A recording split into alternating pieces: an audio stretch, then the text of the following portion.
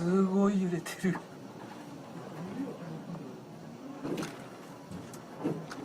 うわすごい。あ、人が。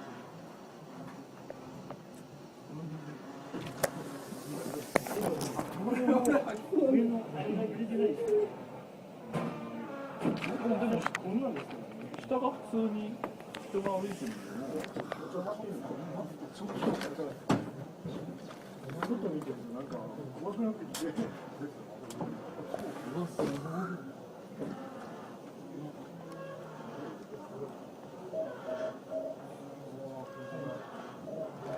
全員死亡です。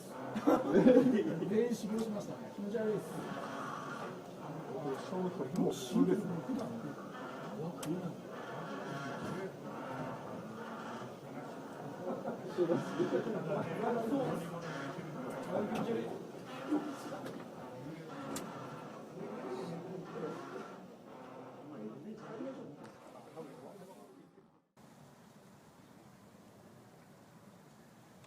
And the ground is just swaying right now. I don't know if you can see this on video.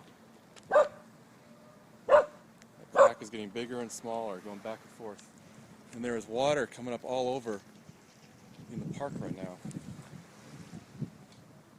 This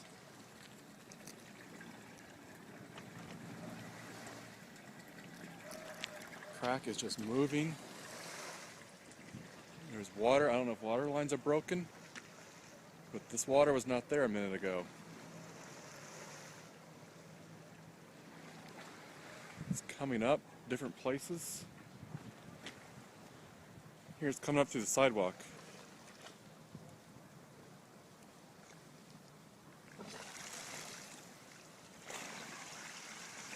The buildings were making a racket.